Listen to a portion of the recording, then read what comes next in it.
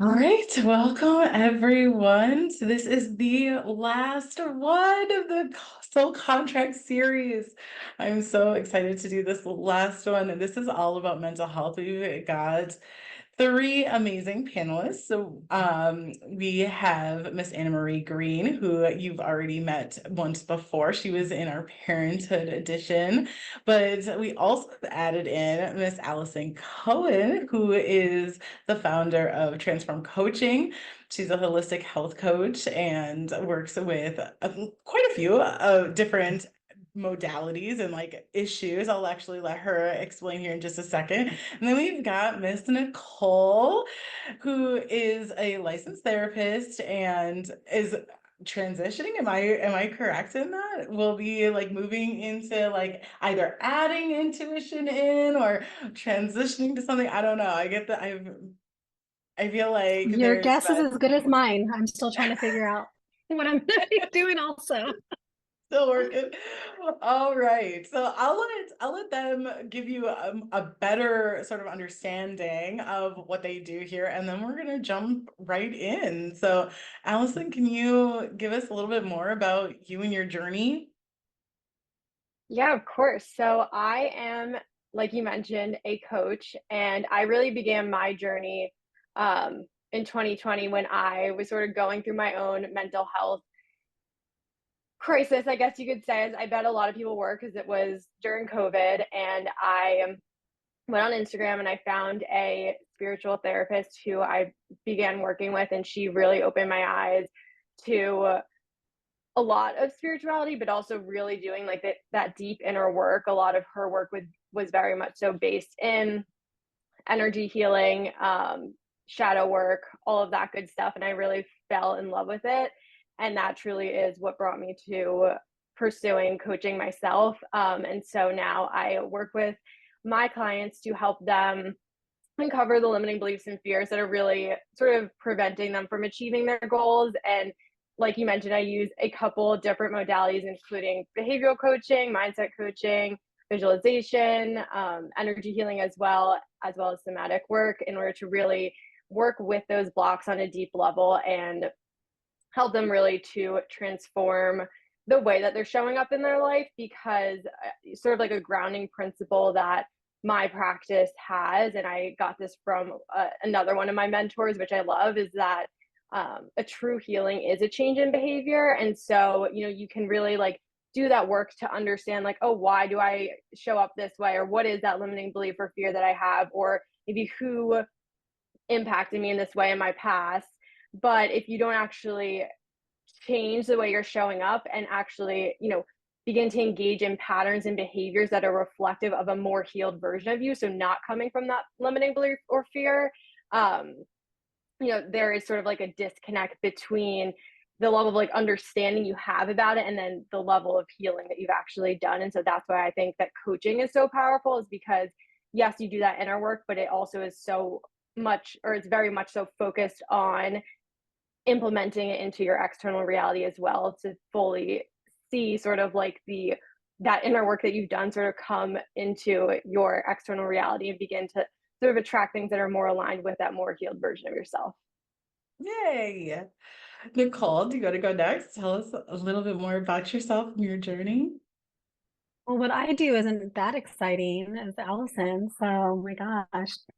I'm a licensed marriage and family therapist here in the state of California. I primarily started working with adults, and recently I have transitioned to working with children.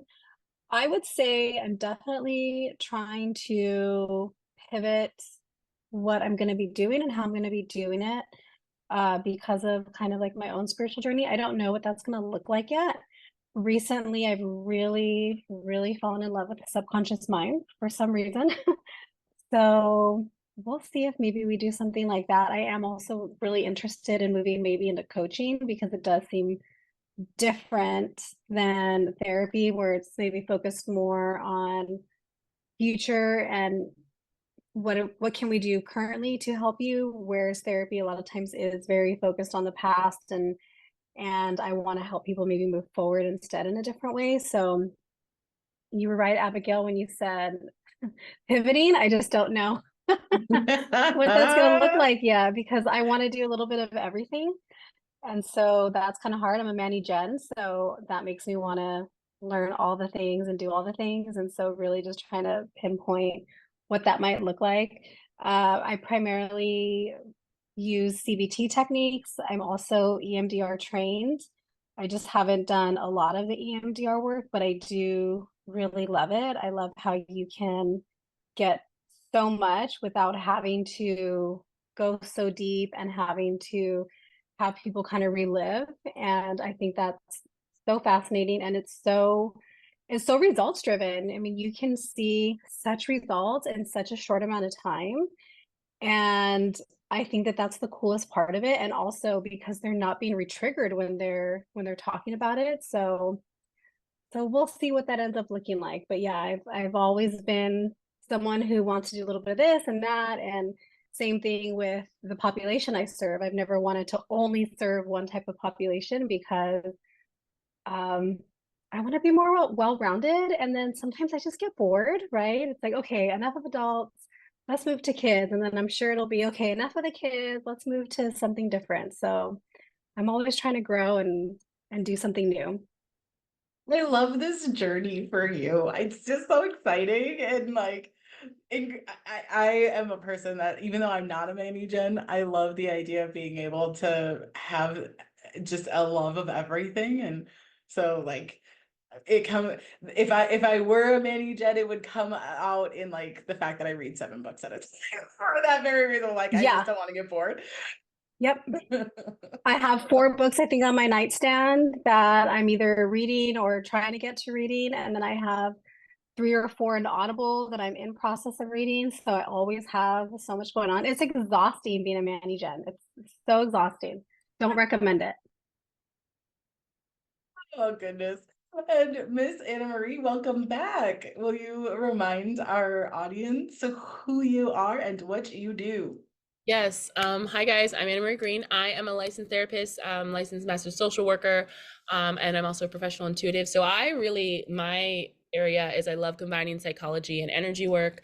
I love understanding the energetics of different conditions and simplifying the mental health process and having great mental health by combining energy work and intuitive skills and psychology.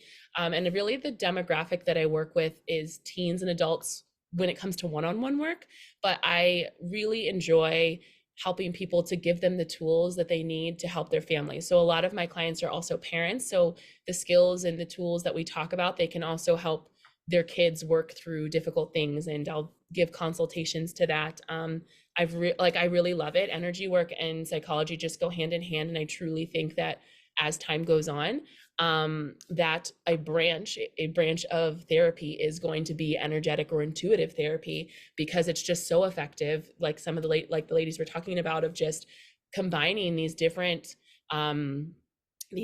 ways of doing things. I also primarily use cognitive behavioral therapy, and I've been trained in EMDR. I also was trained in psychoanalytic therapy. So I combine a little bit of all of it and create this beautiful masterpiece of like services that I get to use my intuitive gifts as well as what I've been trained to do. So that's me in a nutshell. Hey. So the first thing that I wanted to ask you guys, I really wanted to jump in, and I have had a trend on this series of going deep and going fast. Just because usually don't have a whole lot of time. And I don't want to have to cut half these episodes.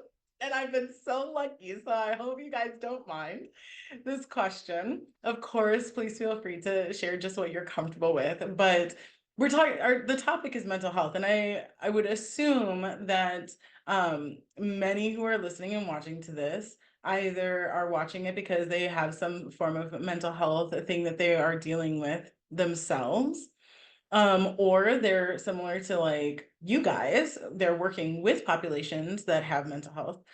I want people to really start being able to see things a little bit through your guys's lens, through your guys's world, but I want to do it from a place that's a little bit more personal than maybe professional. So if you guys would be willing, would you tell me a little bit about where you feel like your mental health is right now. And that doesn't mean you have to give us a diagnosis, just like, how are you doing? Maybe a very therapy thing to ask. And where you think what your path is. Like, if you could like kind of give us a little bit of a trajectory of where you feel like you are on your journey of your mental health. Who I want to start with? Alison, can we start with you? Of course. Nichole, are you sure you don't want to go first? Yeah, Nichole, you were like right there. I was No, I was just like, you know, rip off the Band-Aid, but you go ahead. She called on you first. Okay, awesome. I guess for me right now, I sort of like to, for myself and my clients, a lot of times, like I like to sort of break it up into two sort of phases. And the first I feel like is like really like that healing phase of like, okay, like I got to this place where I'm really not happy with where I'm at mentally. I don't feel like myself. Things around me just aren't working out well. Maybe you have an actual mental health diagnosis, or maybe it's just like things like something needs to change, sort of.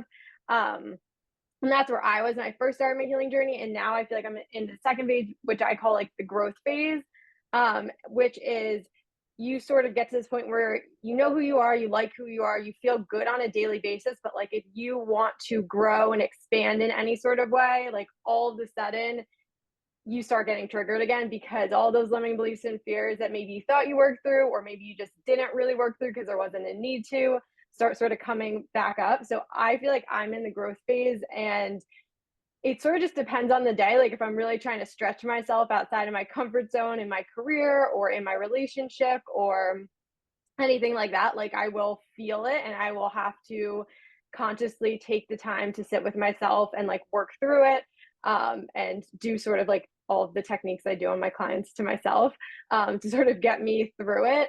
I'm someone I'm definitely a highly sensitive person. I feel things extremely deeply, and I need to be like very on top of the way that I'm taking care of myself mentally, because otherwise, like I won't just feel it mentally, I will feel it physically. It very much so ties into my physical health as well. So that's sort of where I feel like I am, but I definitely had really hard phases of mental health. Like when I first got into my healing journey, I was struggling with disordered eating. I just had very low self-worth, low self-esteem. And yeah, so it's been a big journey, and I've been like lucky to find really great people to help me along the way. But that's where I feel like my mental health is now. It's sort of just like on a day-to-day basis, like what are the things that I'm experiencing in my external reality, and like are those things triggering me, and how well can I deal with those, and how well can I hold myself with like love and compassion as I deal with the challenges of everyday life, because everyday life is hard for everyone. Yeah. On your pathway to like what you would consider your ultimate success in this, right? In this area, in this arena, what is it that you can see for yourself in a like mental health aspect? Like what would you like to see yourself be able to achieve? I think for me, it's very much so sort of peace of mind. And for me right now, something that's been really big and coming up for me a lot is really trusting the universe. Like that for me is so grounding for me. And I've been someone who's always, or in the past, was very controlling, whether it was like food, whether it was money, relationships, really every area of my life. And it brought just so much resistance and fear and lack into my life. And so for me, the more that I can lean into trust and let go of control, like that's the ultimate goal, is to be able to just like live my life without needing to control what's going on around me. And that to me is really like peace of mind. Beautiful. Nichole, you're next. I would kind of say the same, where it depends on the day and even the time of day. I know kind of once 7:55, 8 p.m. hits, I have zero energy, zero patience, and I'm on a rampage. So it definitely depends. I would say in the past, so in my 20s, I was diagnosed with like generalized anxiety disorder. I'm definitely still pretty anxious, but I don't think I have it generalized. It's not happening. If we're going to talk diagnosing, it's not happening more days than not. It's definitely gone down. At the same time, we wear a lot of hats, I'm gonna say, and I know for Anna Marie too, right? We're like, I'm a mom, I have a full-time job, I have a husband, I have a podcast, I got suckered into PTA president at my son's school, and I am also trying to have a baby, and so we're on this IVF journey, and so there is just so much going on. And it's exhausting at times. And I would say the past year or so, my mental health has really kind of struggled because I couldn't quite pinpoint it until recently. And I would say once we kind of got the information as far as needing to do IVF, where my mental health like plummeted and I hated my job, and I'm in a new job now and I don't hate. Um, but it was so difficult, and it was so much, and I really did struggle. And the good thing about being a therapist is you're very aware of what's going on, but the bad thing about being a therapist is you're very aware of what's going on. So I'm giving myself depression scales in my head, and I'm telling my husband, this is what I am and this is what's happening. And luckily my friends are therapists, and I'm telling them, on the PHQ-9 guys, I would probably score like a 15 right now. So it's so bad how aware we are. And I would say it's definitely something that's getting better, but it's still a struggle because there still are so many things that are going on, and a lot of things that we're not in control of, right? Alison saying, trying to have control over things. And I am somebody who's a control freak. And if I don't have that control, oh my goodness. So I'm trying to learn how to let go of some of that. And I think it comes also with age, where it's just like, okay, I've been trying this for 40 years and it's not working. So let's pivot and do something different. So I definitely see that things are improving. They're not to where I would like them to be because there are so many like balls in the air that I'm trying not to drop right now. But I think with time, it'll get easier to juggle, and maybe I'll have less balls that I need to juggle, and can do more of the things that I want to do, like finish those 7 books. I'm sending you so much love. You're trying to get pregnant, and I love that you're like so optimistic about having less to do at some point, that you'll be able to read 7 books, but you're like trying to have a brand new baby. So It's like, this girl's a Lulu. What is she talking about? I mean, Yeah. Willy Wonka, we shall call you. Oh my gosh, it's so funny. We're actually in the process of reading Willy Wonka right now. Me and my son read it every night at bedtime, a chapter. That's the current book right now. That's so funny. Oh goodness. Oh, so I would assume that feeling that you were describing of like just having ease, like having ease in your day is really like that kind of ultimate goal for you. Totally. And this new job that I have allows me to have more ease, but I'm somebody who really struggles with that. I had 3 months off of work and my days were nothing but ease, and I still managed to fill the day with 20 things to do. And it's something that I'm trying to get better about. So because I think I was given the job that I have for a reason, so that I can have more of that. But I'm like, no, I can't. I feel guilty. I can't be doing this other thing that I want to do for this other business that I want to grow. Like, I need to do work for this job, even though I've done all my work today. Well, now I need to find work to do. So yeah, that's been the hard part. Ease isn't in my vocabulary in that way.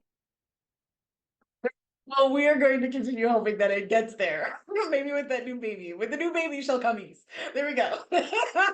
You're gonna be the one and only parent who can say it. We're manifesting it. Anna Marie, what about you? How you doing? What's the trajectory?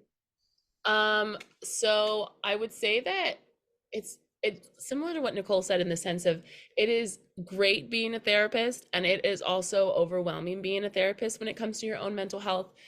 I am somebody who in the past, the way that I dealt with life or did not deal with life is that I am very, very ambitious and career oriented, and I will work to the bone as a way to cope with like stress. I will overwork, I will sacrifice sleep to get something done because I'm like, I have to earn this. I have to, work really hard. And so I juggle all of the hats and I do all of the things. And that's been a really big journey for me is not making everything so transactional. Like I don't always have to produce something. I don't always have to, do this thing. I wouldn't say that I would describe myself as a like control freak or like somebody who's uber controlling like the other women did, but in a way, I guess I kind of am with like the universe because I'm like, okay, universe, I'm doing this very specific thing and I was given this formula, I'm doing it. So then I expect it here, like right now. And so that's been a thing. And I grew up in a household where very much you had to earn everything. My parents, I grew up with this mindset of, my mom always telling me, you are going to have to work harder than everybody else that you see just to get a little bit of what they have because you are disabled and you are Black and, and then when I became a single mom. And so I very much had that subconscious belief and it has been fighting in the trenches with it for the last couple years. And then I would say like as a therapist, I'll know when my I would score a certain way on the GAD or on like the depression scale. And even when I went to a doctor's appointment this past year and they were like, you're scoring a little like high in that. And I'm like, I know, it's fine. I have a plan for it. Like, so I disregard, like, I won't accept help. I'll just be like, I have a plan. I know how to get myself out of this. I'm just going to let myself be in this place for a little bit. And so I think that's another thing that I've been working on is like accepting help, telling people when I am struggling, because I'm very much that like I am a lone warrior, soldier, princess, and I shall do it all on my own.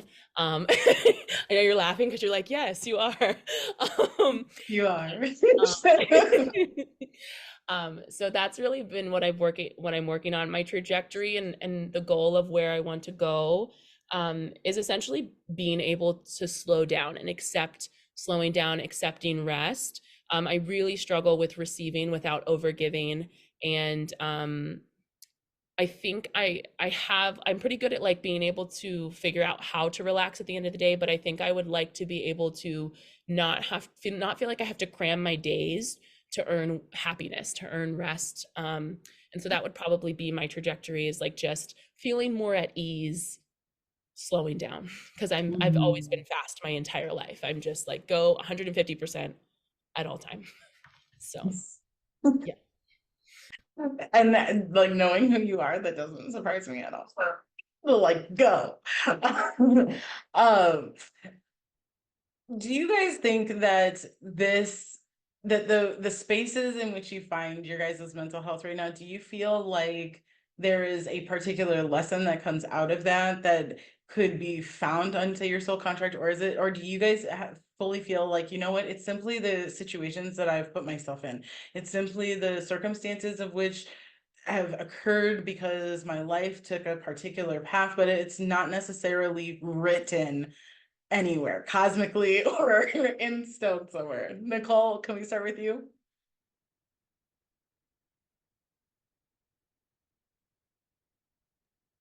Sorry.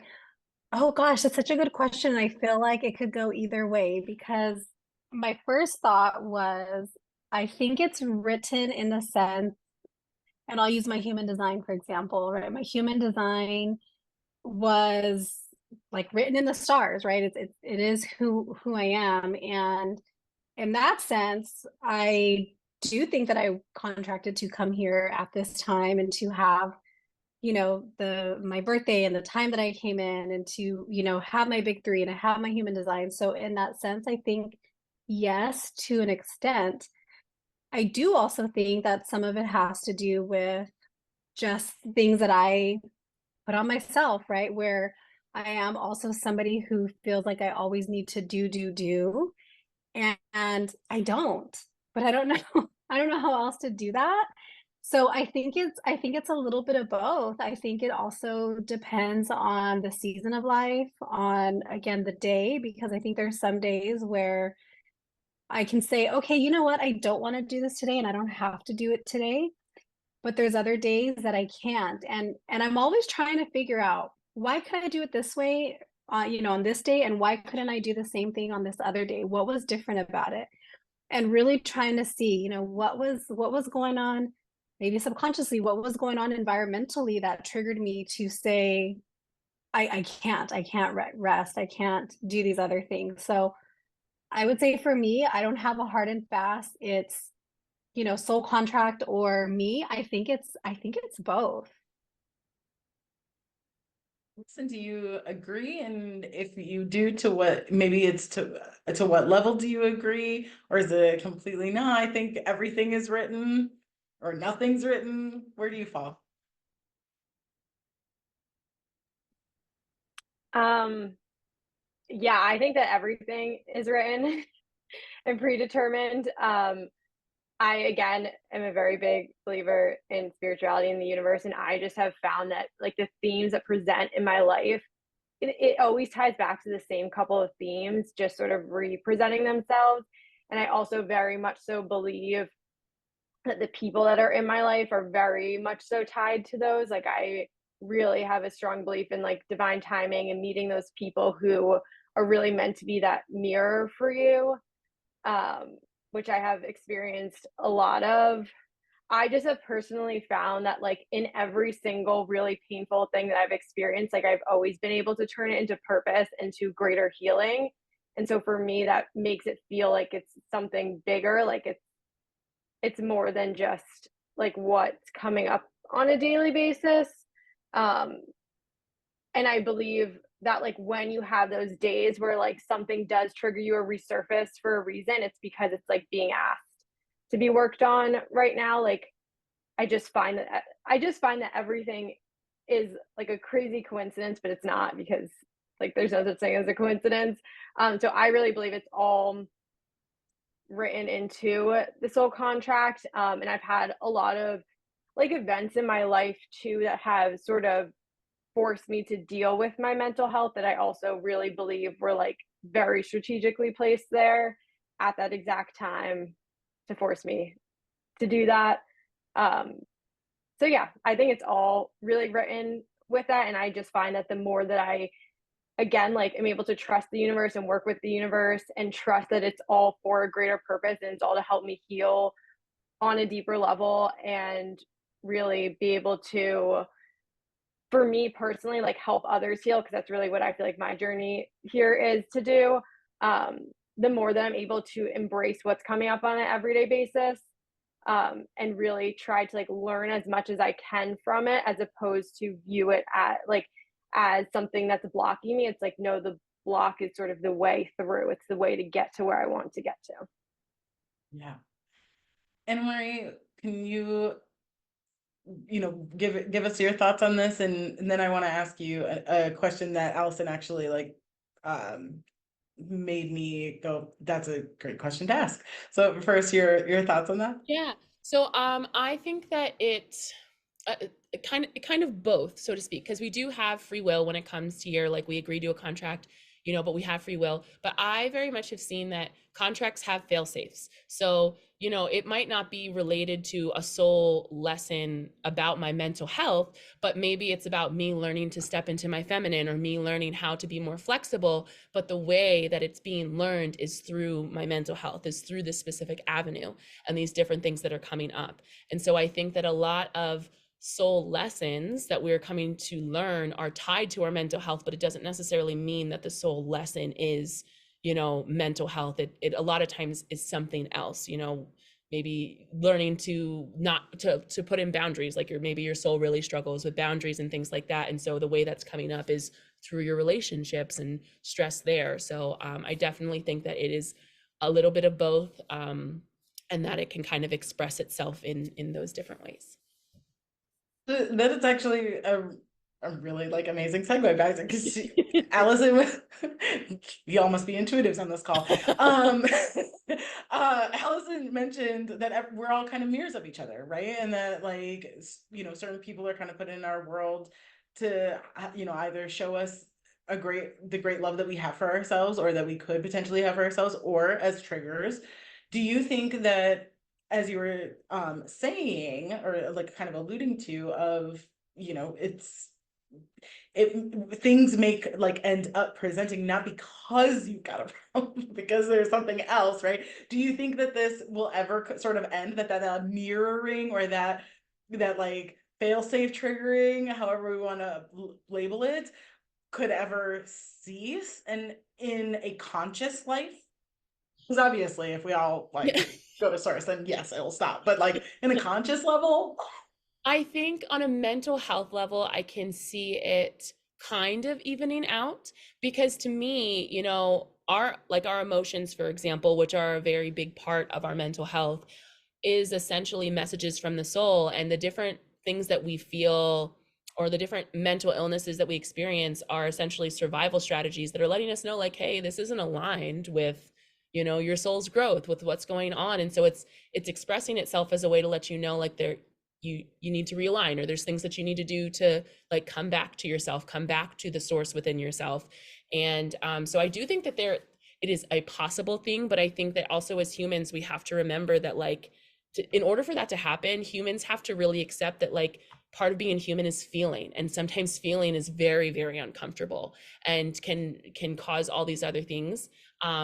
So I think that there has to be a bit more collective growth, and more understanding of being human, because right now everyone's on this, a lot of people are on this kick of like, I just want to feel happy, I don't want to feel stressed, I don't want to feel anxious at all. And I'm always like, you're going to feel anxious, it's part of being human. And then in the next Inside Out movie, anxiety is one of the emotions, and I'm like, yes, it is. It's yes, thank you. We're so excited for that. I'm so pumped. I'm like, yes, June. But yeah, so I can see it as a possibility. I just think that for a lot of people, it's also just a way to like let us know, like, hey, we're not like fully aligned, like there's some things to focus on. Yeah, I think that answered the question good enough. I don't want to. Yes. Nichole, do you like emotions? Are they valuable? Oh gosh, I feel like that's such a trick question. Yes and no. Sometimes emotions are big, sometimes they're heavy, sometimes they're hard. Uh, gosh, last weekend, I think I mentioned it to Anna Marie in a voice message. My son, we were watching Inside Out, and he came out crying over Bing Bong.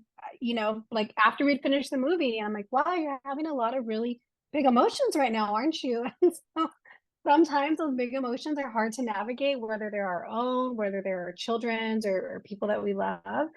But but yeah, I mean, I would say like they're necessary, right? That's what lets us know that we're human and not robots, is we can feel sad and we can feel happy and we can have all these other feelings that we don't quite understand.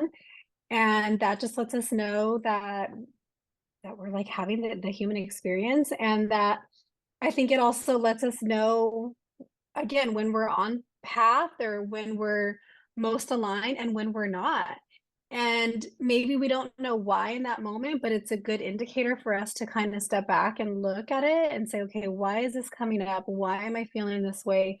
And you might not figure it out in that moment, but maybe it'll come to you the next day or a week later, right? I mean, I mentioned having, a struggle since last year, and not until recently did I realize, and I'm sure someone else could have put two and two together, for me much more quickly, but it eventually came to me, oh, okay, this is why this was going on. And so I think they're there to teach us, and to help us teach others, right? We have to teach these to our little ones, whether they're little ones that we're working with, or they're little ones that we're molding into little human beings. So You think yeah, I that would say do you think that we are efficient at figuring out our emotions? Because I mean, we're animals, right? We're mammals in the classification, at least, and like we absolutely would say that our dogs, our cats, whales, dolphins, they all have emotions, right? Scorpions and other, reptiles probably have emotions too. Mhm. Do you think that we are efficient and effective in Not, let's not go into communication because that's a flat out no. But like in feeling them, do you think that we're effective beings? I think it depends. I think some of us are better at it than others. I'm just gonna go out and say it that women are probably better at it than men because, when we're growing up, we're allowed to feel our emotions as little girls more so than little boys are. And so I think we are able to do that a little bit better than they are. I don't think we're always good at understanding though the why or even the correct emotion, right? And I don't mean to man bash, but like I'll pick on men for this, where men, think like, oh, I'm so angry, or you think that man is so angry. And when you start digging, well, really they're just sad and they don't know how to express that sadness or even feel safe to express it or feel safe to say I'm sad. And so what does it look like? It ends up looking like anger, substance use, alcohol use. And so I don't think we're always good at maybe the core issue, right? What's the core emotion? What's the core feeling?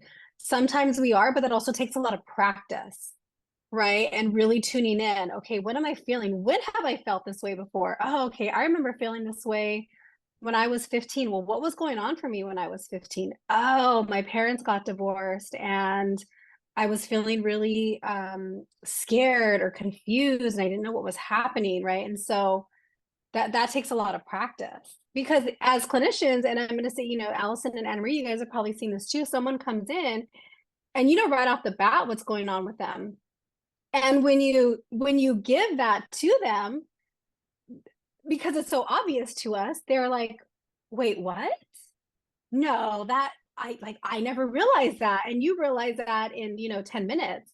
But it takes that practice, right? We know that because we've been doing it, because we've practiced with people. They don't know that because they haven't maybe even felt safe enough to stop to look at it, or they were too scared to see what might have come up, or just not even having the awareness that this is different because maybe everybody else in their family is this way, and they just think that, well, I'm just like everybody else in my family. There's nothing wrong with me. So yeah, I think there's so much there, so much to unpack, I think. Allison, do you like feelings? I do like feelings. I've always been such a deep feeler. Do you Uh, feel like you're good at it, or do you just feel like you're deep? so I, I recently have had like someone say something that was very interesting to me because I've always been someone who like I could just cry for like hours. Like I remember in high school I would just like sit in my bedroom and cry about like some like silly thing that just like didn't need to be cried about for like an hour. And so I'm really good at like feeling them. Like I'm not someone who like feels like doesn't feel safe enough to, or like feels embarrassed about feeling. Like I've never had that issue, but someone said something recently and I thought it was very interesting, which is that sometimes like your feelings only really supposed to last like 90 seconds, and when it lasts longer than that, it's actually like your mind is perpetuating it. So I do think that I do have like a tendency to, it's almost like I enjoy feeling a lot, and it, like, it makes me feel alive or something. I don't know, but like then I'll just keep perpetuating, like playing stuff in my mind that will keep that feeling going. So I like fully feel it, which I feel like sometimes can be helpful, like if I need to get something out, but sometimes it is sort of doing me a disservice because it's like, okay, like you've already felt the emotion. You can sort of like move on and kind of ground into like, okay, like ground back into the body. Like I a lot of times will perpetuate it in my mind, which I think a lot of the issues in terms of like what we were just talking about with people being able to feel and being good at feeling is the fact that we're like overriding just feeling with like what the mind wants to do. So does the mind want to surpass it? Does the mind want to play into it? Does the mind want to overthink it and analyze it? Right. So like how many times are we actually just allowing ourselves to like feel before doing actually like that inner work, or like understanding where it comes from? Because even that, which is so important, is again like sort of the mind. taking control instead of actually just allowing yourself to express in like a safe space.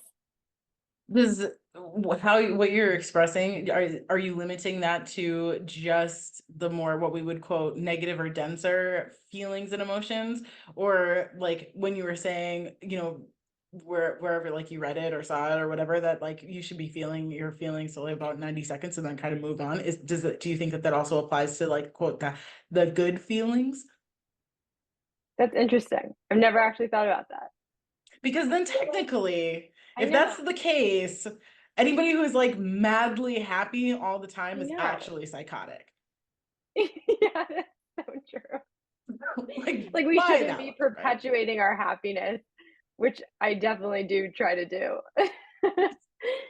Which, Yeah, you it's know, I like interesting. the face wouldn't necessarily be a bad thing, right? Yeah, I think that I do think that because some of those harder emotions like sadness, anger are sort of like that heavier energy, it doesn't serve us to be in them for as long versus it does serve us to be in like joy, gratitude, love, happiness. Like it serves us in terms of like attracting more of what we want and stepping more into the version of ourselves that we want to embody, like all of that kind of stuff. So I do think it's like, it's not that one is right or wrong, but I think that at some point, like sitting in those emotions can create thought patterns and yeah, that aren't truly serving us. So I think that it serves us best for those types of emotions to like let them fully be expressed and then continue to move forward, just like in terms of like how we show up in our lives and like yeah, like just I think it serves us more to sort of feel and then try to get to those higher energies and like be in those higher energies for longer versus with like happiness it's like that's actually it is serving you to be in happiness for a long time because you're attracting more of that then versus like attracting more of those denser energies. Yeah. Anna Marie, I think I already know the answer. Do you like emotions? Do you think we're efficient? I I like emotions. I like other people's emotions. I like helping other people with their emotions. My own emotions, I I know, I know. But if That's a I'm no. well, okay. So, this is me being honest. I think so for most of my life, actually people used to call me stoic. Like before I became a therapist, before I had Scarlett, I was like, they were like, you just don't, I keep my emotions very close to my chest. Like I don't like to share them. I don't like people seeing me cry. In fact, I get angry when I let myself cry in front of other people. I'm like, get it together.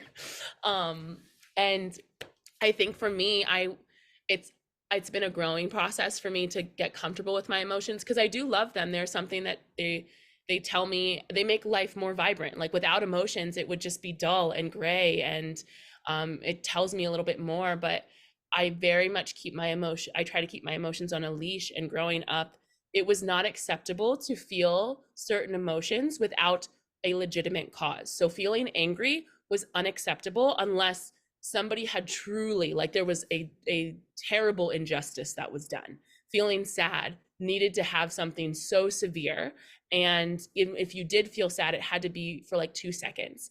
I remember when my partner passed away, a month, like it had been a month since he passed away, and I was crying on the porch, and my dad came home from work and he was like, what's wrong? Oh my gosh, what's wrong? And my mom was sitting trying to comfort me, and she was like, Brian. And my dad was like, still? Like he's and I looked up at him, and that's just kind of like the way that I grew up. And so getting comfortable with emotions has been a journey for me. Like I've always been able to make space for other people. I've always been very understanding, and being able to be a support system has been something that I have always loved. But for my own emotions, it has not been something, it's something that makes my body a lot of times feel very unsafe. So I've had to do a lot of nervous system work around letting myself actually feel and process emotion.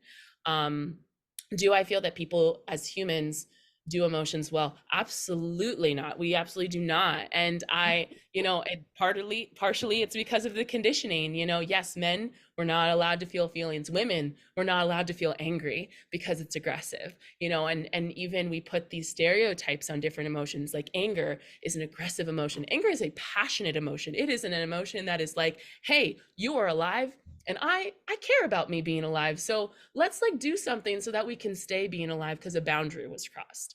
And sadness is actually, everyone is like, oh, I don't want to feel sad. Sadness is your soul asking for community. And so it's okay for you to let yourself be sad. It kind of like cleanses. And I always see sadness as kind of like water. It's very cleansing if you actually let yourself dive into it and then let yourself be supported.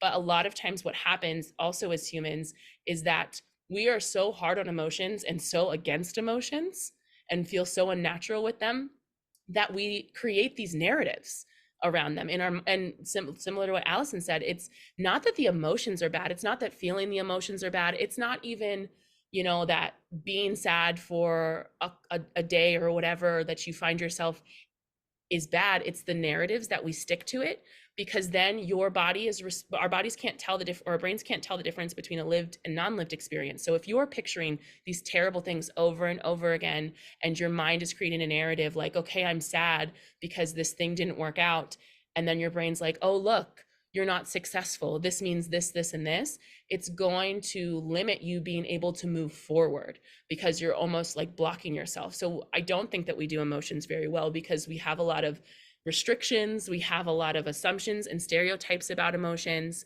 Animals, when they're scared, after they experience something traumatic and they're scared, they like shake, they have like this physical thing to try to help them move forward, and then they move forward. And yes, their brains are different than ours, but like, it's just one of those things where we just limit ourselves, and we think that we have to stay in the happy emotions all of the time, and you don't have to.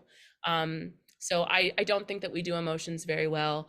And that's no hate, no shade, no pink lemonade to the human race, but it's just I do emotions well with other people. I help other people really great, but with my own emotions, I'm like, oh man, I'm so sad about this, and it's really disappointing that I'm sad about it. So yeah. Nichole, Anna Marie mentioned something that got me thinking about Eckhart Tolle, and I'm curious as to your thoughts around this. So Anna Marie said that like emotions are what gives our world color, and that if we were just kind of like flatlined, no emotions, it would just be gray. A lot of people like kind of look at people like Eckhart Tolle, who was like, yep, I sat on a bench for 2 years and I came out, and he's basically like monotone. And I don't know if you've ever watched anything of his, but when he is doing an interview, he is very flat affect. His tone is a very even. There is no inflection. At least I've never, in like all of the interviews and stuff that I've seen, he even reads his book like chapter by chapter, one of his books, on YouTube, and the tone never changes. It's incredible. Do you, in your opinion, believe that a person can truly be feeling an emotion if it's not presenting in a like physical way? Can they, I think so. So can they feel an emotion if they're not presenting it? Yeah, like if I was just sitting here like this and just Yeah. talking to you, and I told you that I was happy, ecstatic even, do you think that you would believe me? Do you think that that's even something that you would maybe not even believe? Maybe belief shouldn't play a part in it, but would you say that I'm actually legitimately feeling it? I think feelings are like they're on a spectrum, right? So someone could be feeling sad and maybe they're just kind of sitting there, and maybe somebody else is feeling devastated, right? Which is going to be further along on this spectrum. And they might be looking the same, but I think everybody's tolerance for feelings is very different too, because of their experiences. So, maybe somebody who hasn't had a lot of trauma or a lot of difficulties in life, their happiness might be, every day they're just maybe their happiness is just kind of, somewhere in the middle, right? They're kind of like hanging around 50% because nothing bad's ever happened to them. And then you might have somebody who's had nothing but trauma and difficulties and hardships, and something good happens to them. They might be experiencing that so much more than the other person because it's not very common for them. And so I think it depends on people's experiences. Same thing with like sadness, right? What makes me sad isn't maybe necessarily going to make Anna Marie sad. It doesn't mean that we're maybe both not sad, but we're also going to emote it differently, right? Anna Marie says she doesn't like to cry in front of people. And maybe, and I don't either, but let's just say I had no problem with it. And so we're both feeling the same exact way. Anna Marie's sitting there not crying, and I'm bawling my eyes out, right? I mean, you think of even things like funerals, right? Everybody has such different reactions at funerals also. And so I think it's Why do possible you for think? people. Mhm. Go ahead. Sorry, I didn't mean to cut you off. No, I was just saying, I think it's possible for people to have these feelings, and maybe we don't understand it because their internal experience of those feelings is different based on our individual experiences in lives. Do you think then it's a flaw of the human race that we should like even say then that like emotions can get stuck? Because I kind of feel like, I can on many levels agree with everything that you just said, but then I look at the world and I see a lot of people, a lot of spiritual healers, a lot of intuitives, a lot of therapists being like, well, this emotion is stuck in you. And so now you need to feel it. Well, what is it that is determining that that person didn't, quote, feel it enough?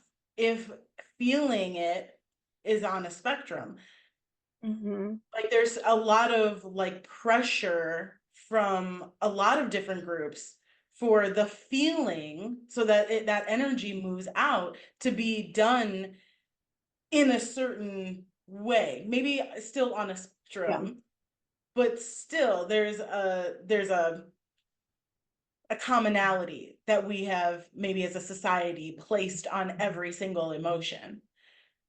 I think that depends too on what the emotion is, and if the person that is maybe like the sitter that's sitting for the healing is saying, for me, I feel like this emotion is stuck because maybe somebody who has lost a loved one, someone who's lost, let's think of the worst thing in the world, and as a mother the worst thing in the world would be to lose a child. And so for me, if that were to happen, I don't think, like the grief would be maybe stuck in me forever because that's a big deal. And if I'm going to a healer to say, hey, I need help with this because I still really feel it very intently. Whereas maybe somebody else is like, I don't want to let go of this grief, so I'm going to let it sit a little bit longer. So I think it depends on, again, on each person who's saying that the emotion is stuck. Is the person feeling it, or the person that lived it? Are they the ones that's saying that it's stuck, or is it somebody else coming in and saying, hey, I think you've been sad too long, you have this feeling of grief stuck in you, let's get rid of that? And the person's maybe like, I don't want to let go of this feeling because I'm going to feel like I'm betraying my child that I lost if I don't feel this way anymore. So I don't think there's like a nice easy answer, because I think it just really depends on who's saying it, who's making the determination that it's stuck, and is it serving a purpose, it being there. Anna Marie, I'm going to ask you this, and then I want to hear Allison's perspective on this same question. Nichole had given us an archetype, right, of that person that comes in and like you as like the clinician or the practitioner goes, I know exactly what's wrong with you. And that person goes, really? Let's say it's, well, a person goes in and you're like, oh, you're angry. And they're like, "No, I don't know, like maybe at the time, but like still. How do you like reconcile this topic of conversation that we're having right now Yeah. around that individual? So I guess it's interesting because like I essentially do exactly that with my mental health clarity readings. I'm like, here it is. This is the problem. Good. Here's here's the unprocessed emotion, or here's the thing. But for me, a lot of the times, unprocessed emotion is not just about like I don't see it intuitively as just by itself. A lot of times it is wrapped within a specific memory. And with that, I think the reason that we hold on to certain things, even if we're not consciously aware of it, is the body has its own memory, the subconscious has its memory, and then like our energy has its thing that's going on. But I think that it's really a way of trying to survive. So when we experience things that are absolutely heartbreaking or absolutely terrifying, and they make us feel unsafe, there is a lot of times we will store it. And a lot of times when we're in those situations, we also don't let ourselves completely feel the feeling fully, if that makes sense, even if feeling the feeling fully looks different for each person, right? So a lot of times there is a level of like, this feeling is making me feel like I need to be in fight or flight, like I'm going into survival mode. And so we'll kind of lean more onto those coping mechanisms. And I mean, it was because your point was very good, where it was just like, well, why do we, like, how do we hold on to these things? And it is a thing you see all over the place, where people are like, you just need to process your anger. There are also different layers, and I think the one thing that like I see is that sometimes we process a layer or like a surface level part of the issue or an emotion, and it touches just like this one area, but maybe we're still holding on to that anger in a different part of our life. So for me, I remember I had a situation like this, but I was the receiver, where I received a reading, and the person who did the reading was like, I was like, oh no, you're not holding on to any grief. Like you're not holding on to any like grief with your partner passing. And it was like probably 2 years from the time he passed. And I was like, well, then why do I still feel sad about it? Why do I still get sad? And it's not that, so I wasn't storing the emotion in my energy. It's just, that is something that brings up sadness. That is a memory that brings up sadness for me. And it is okay to feel something about something terrible that happened over a period of time. You just don't, when we bury it, it tells our body like, you need to hold on to this. It's not safe to feel. So we're going to hold on to it to remember that this is unsafe. Is this making sense? I hope that sometimes I talk and I'm like, I hope this makes sense. Okay. Absolutely. Alison, what are your thoughts? Do you feel like you can actually feel an emotion if you're not emoting it? And if so, like, where in this whole crazy scenario, like, why is it that we have placed so much emphasis on quote unquote feeling in a certain way? Hmm. I do definitely believe that different people need to express it differently. I think that sort of in terms of like when it's getting stuck, it's like, how much did you sort of suppress how much it wanted to be expressed, if that makes sense. So like one person might want to express it like, I guess on a scale of 1 to 10, a 10, right? And so if they only felt it at an 8, that it is in some way still going to be stuck because it still wants to be fully felt and fully expressed. And there's part of it that hasn't been processed. And like to me, what that really means too is that there's part of it that also like a specific like lesson hasn't been learned. Like a lot of times we will store stuff because it still needs to teach us something. And when it's sort of like brought up again, it's like, oh, this is the time to look at that again. Like, where do we not fully feel that, but also where do we not fully learn from that in our past, so we can like heal more deeply and grow more into like who we're supposed to be. But then that same experience can happen. So when they only want to express that feeling at like an 8, and if they express at an 8, like it maybe just doesn't get stuck because like it was fully expressed for what they needed to express it as, and for what they needed to feel and to learn for it to fully be processed. I do also really think that like our body is very much so tied to, like, that's why somatics is so important. It's very much so tied to feeling it. So like I do feel like there's a level of suppression if you're not actually like physically showing it, if that makes sense. So I do feel like there has to be, it's not that you're maybe not feeling it, but there's some level of suppression. Maybe it's just on the physical sort of level, but there is, and so that is likely like they're not fully feeling it. There's something that's not fully being expressed. And and it's getting stored and stuck in some way, probably physically, honestly, because they're not expressing it physically, so it's probably getting stored physically somewhere.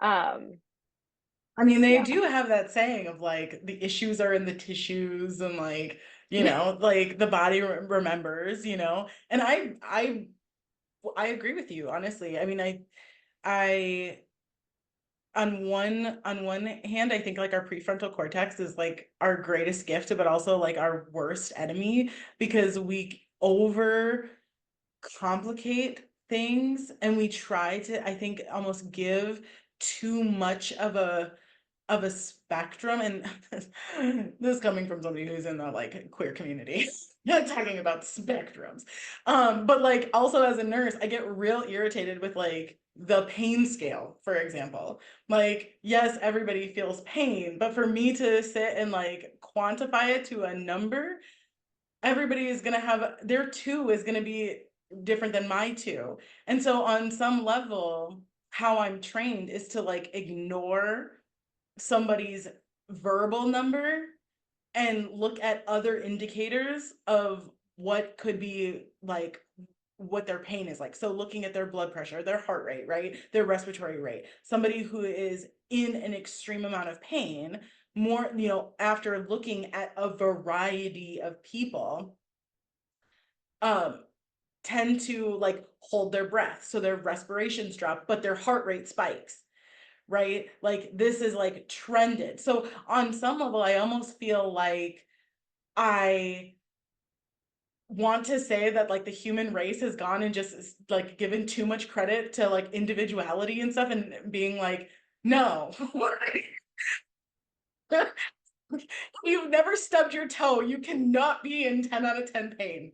You just can't. Like, and stubbing your toe is not a 10 out of 10. It may be if we are sitting here going, which is this, and this is what we've done, is we've said, you know what, everybody gets to have their own like version of pain. So somebody who comes in and stubs their toe, when they tell me that it's a 10 out of 10, I just have to believe them. Even though I know from experience that that's not a 10 out of 10.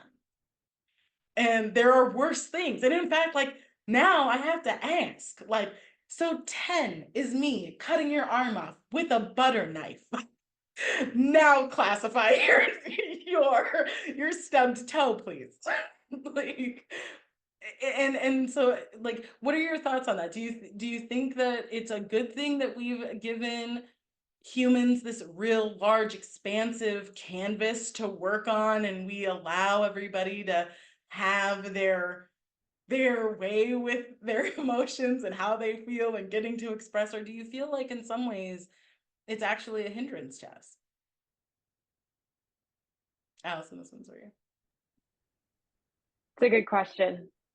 I definitely think, well, sort of going back to what we were talking about before, is that there is, yeah, we're sort of giving everybody this ability to express however they want without necessarily giving them guidelines on how is best to do it. It's like you first sort of need to develop that emotional intelligence and like understand how emotions work, how are they processed, what is the most effective way to fully feel and to not necessarily feel with the mind, but feel with like the body and all of that stuff. So you're giving people who don't even know how it works the ability to just like do whatever they want with it and to classify whatever they want. So I think it really starts with like doing that work to more broadly like give people that basis of knowledge of emotional intelligence. Like that's what we really need, is for people to understand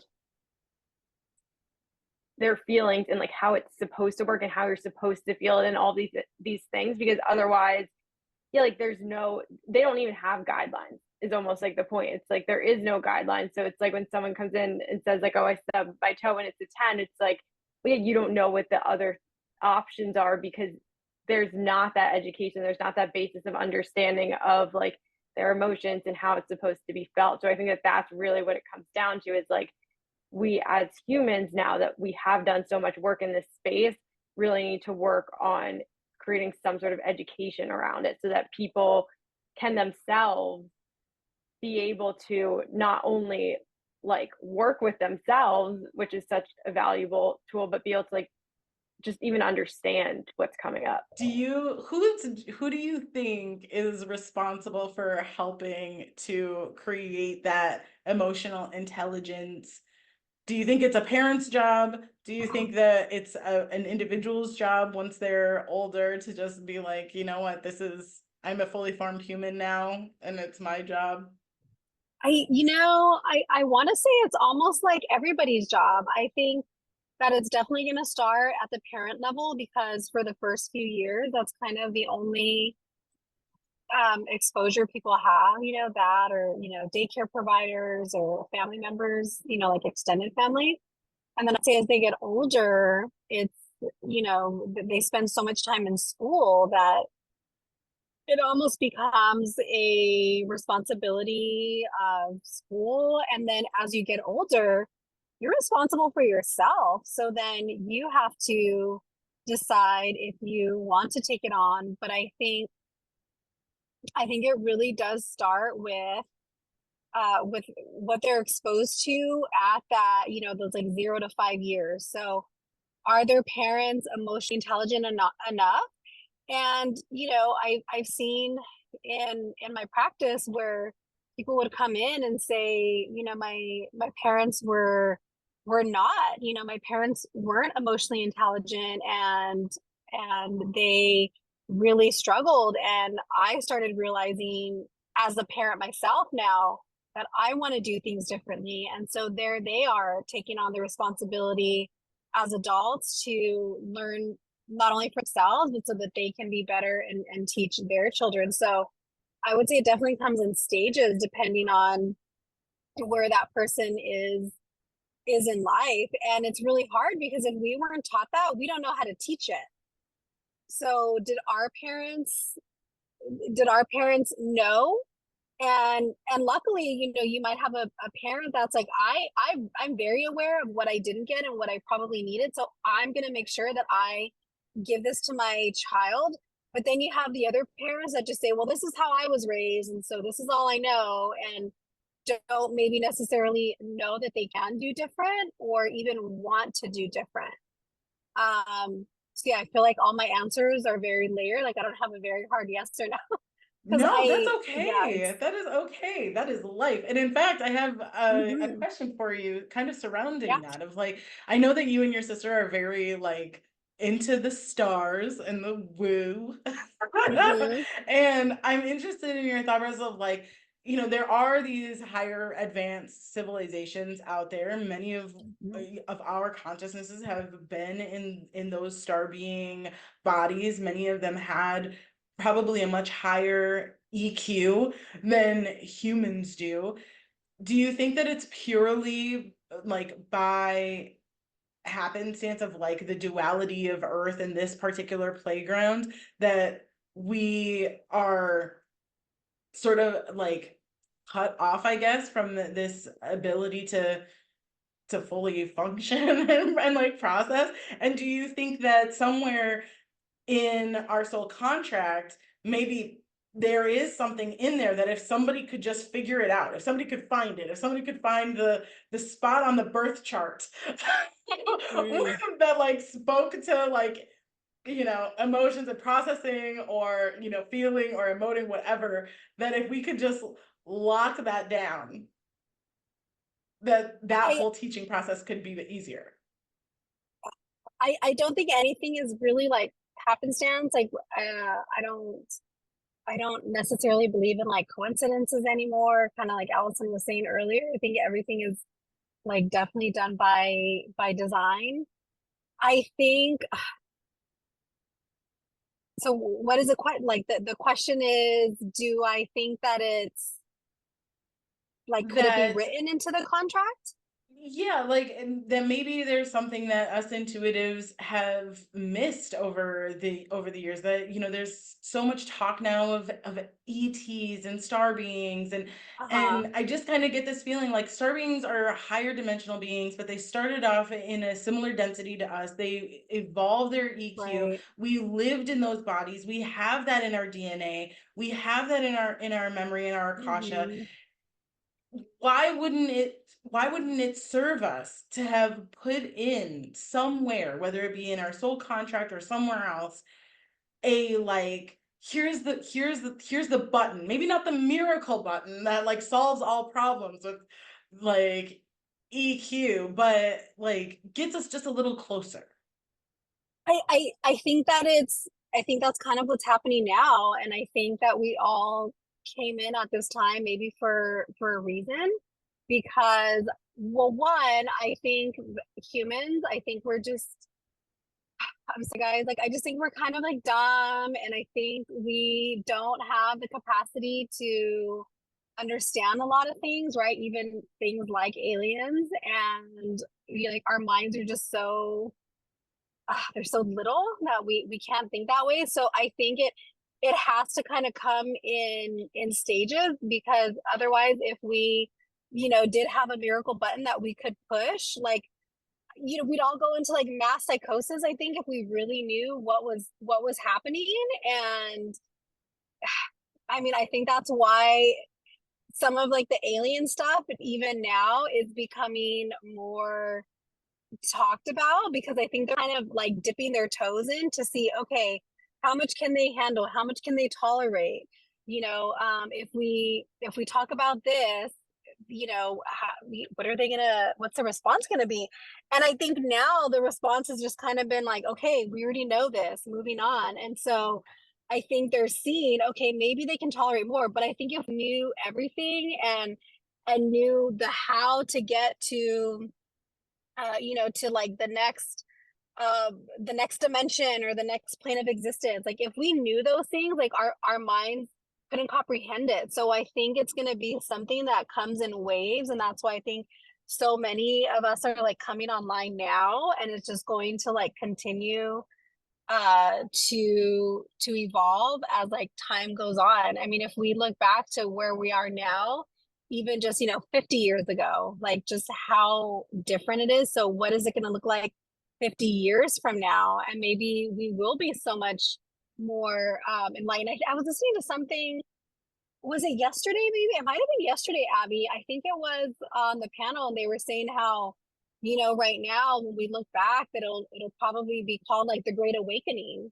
because there's so many changes coming right now. So I think it probably is written into our contract, maybe not in like the language of, right, it's all to be like deciphered and to be translated the way we understand it. Because if we just had it in there very blatant, like our minds would be like, this isn't real, like this our minds just can't go there.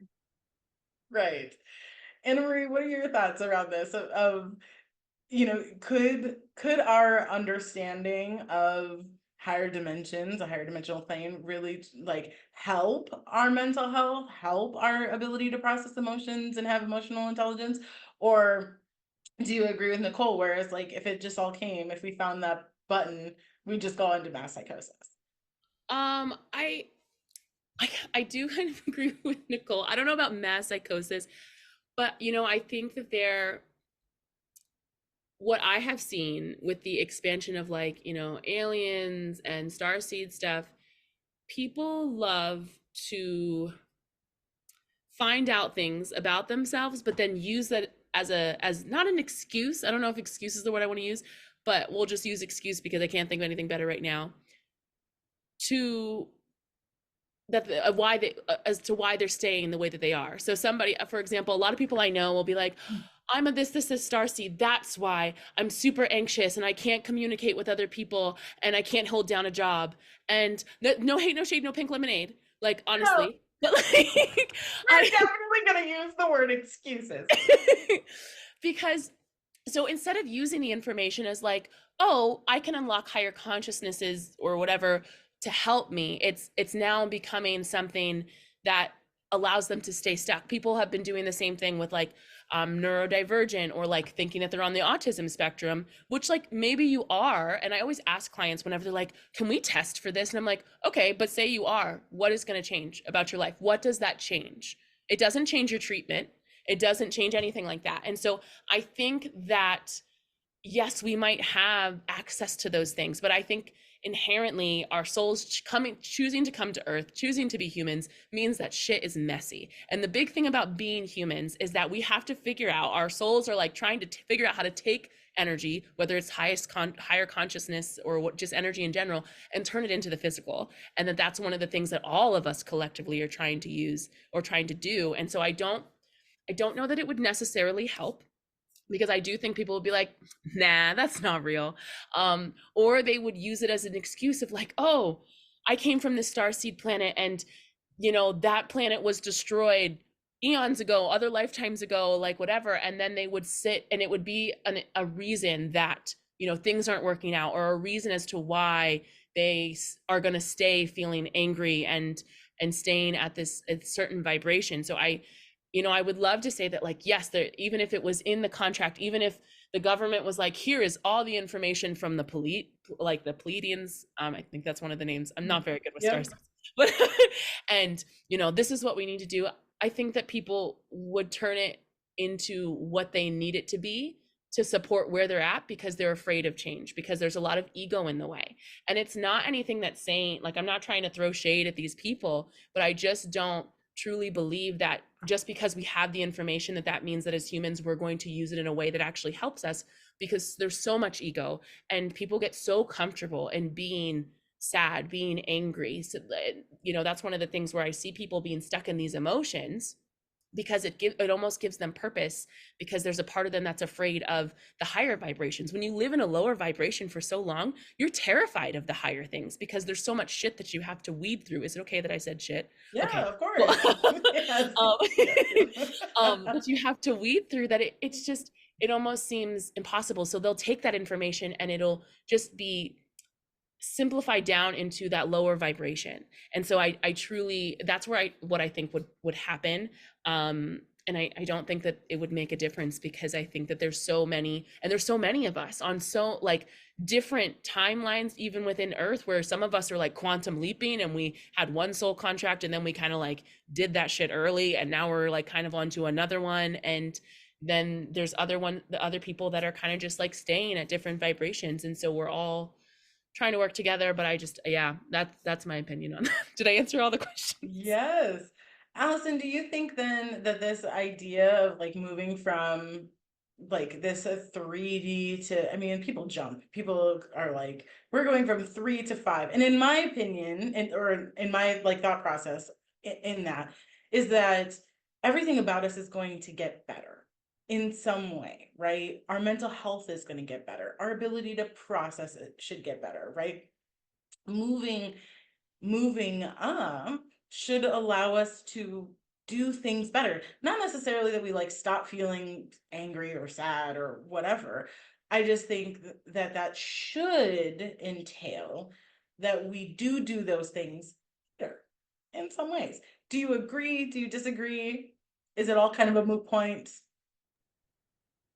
I do agree. I think that, yeah, at that point we will be doing stuff better, but it will be because, like, almost a little bit to like Anna Marie's point, like, it's not about the information, it's about like the integration into the physical. So like it's gonna be a process, it's gonna take time, and it's gonna take sort of like generations of one, I think, like new souls coming in that are like ready for that. But also like us doing the work now to even be able to like be the parents, for example, of those types of people, because yeah, like it's gonna rely on really it being integrated into how we're showing up physically and like how we're embodying that every single day. um and that's just gonna take time. And so yes, I think there's like, oh yeah, like there's moments where people jump into the 5, and there are people who like are there all the time, but it has to be, I feel like, more of a collective moving towards there, and like that is gonna take time.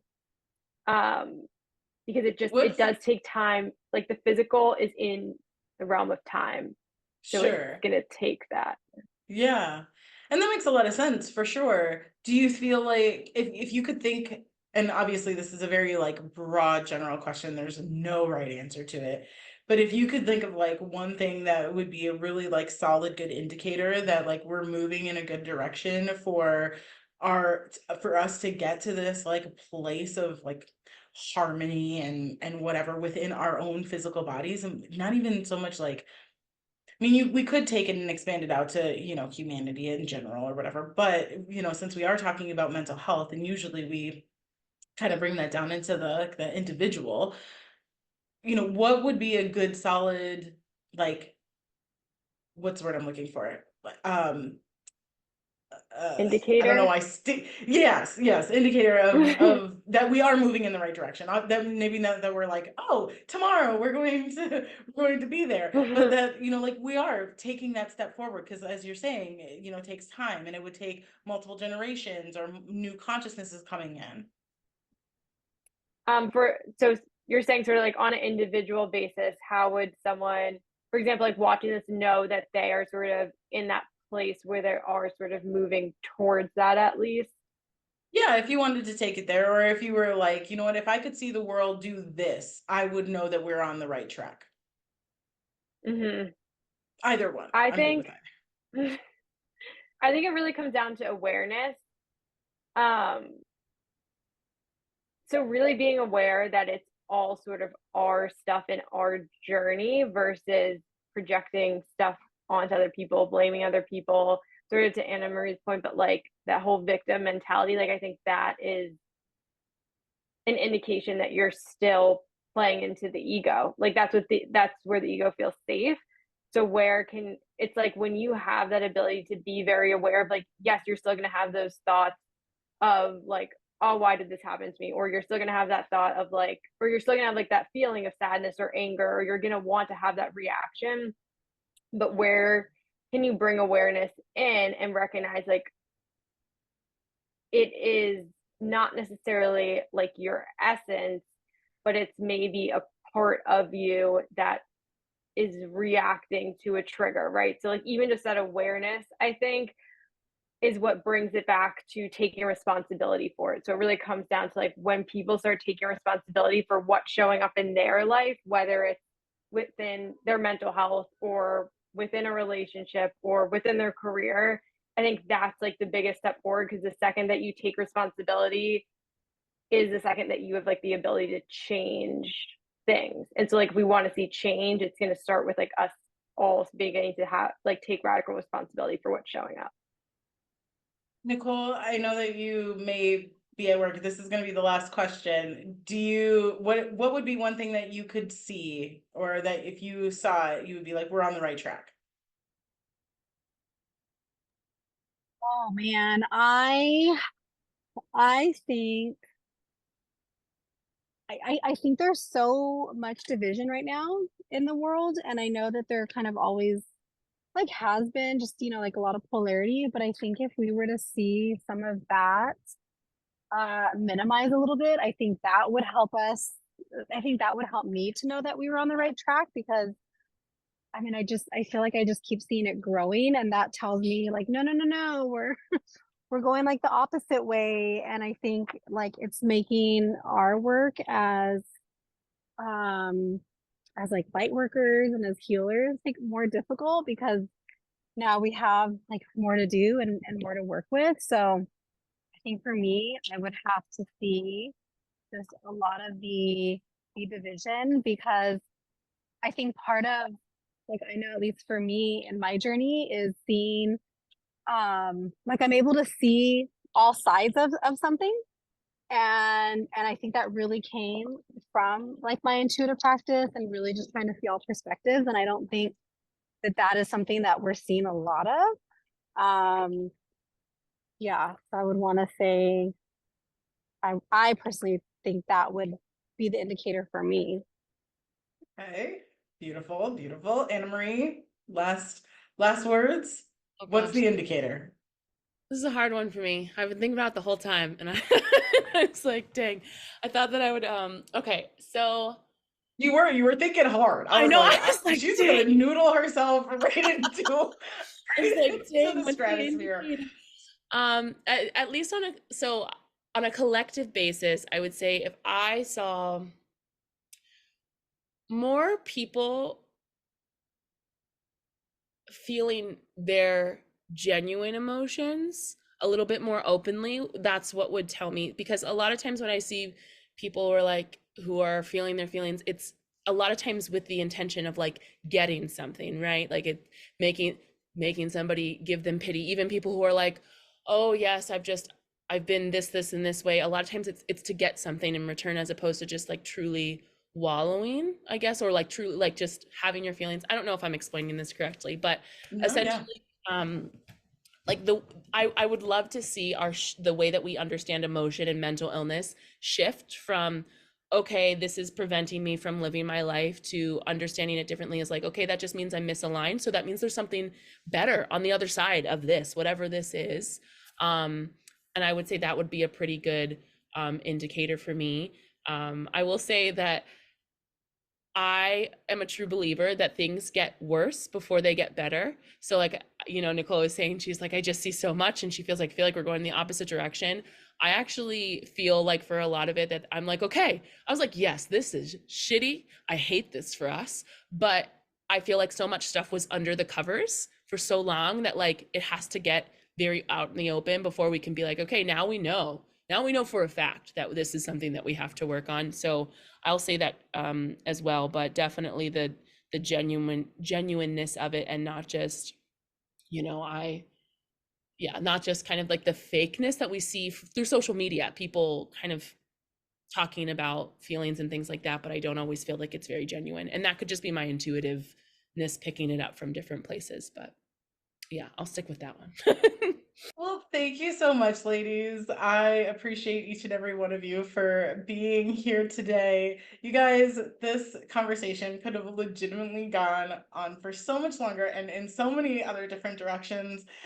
We touched on a lot of different aspects, and I want you to take one thing away from this, that, your soul contract is so vast and it has so many things on it, from the people that you interact with to the situations that you get in. And when we're talking about mental health, you really have to understand that it's not just whether or not you have one or not, which we all do, and has everything to do with like how we're processing through what is on it. So while we maybe didn't specifically say like where does depression fall in your soul contract, I truly believe that it's really a much more beneficial conversation to have, of how it is that you're processing through and how it is that you're living your life to the best of your ability in order to be able to get to where you need to be.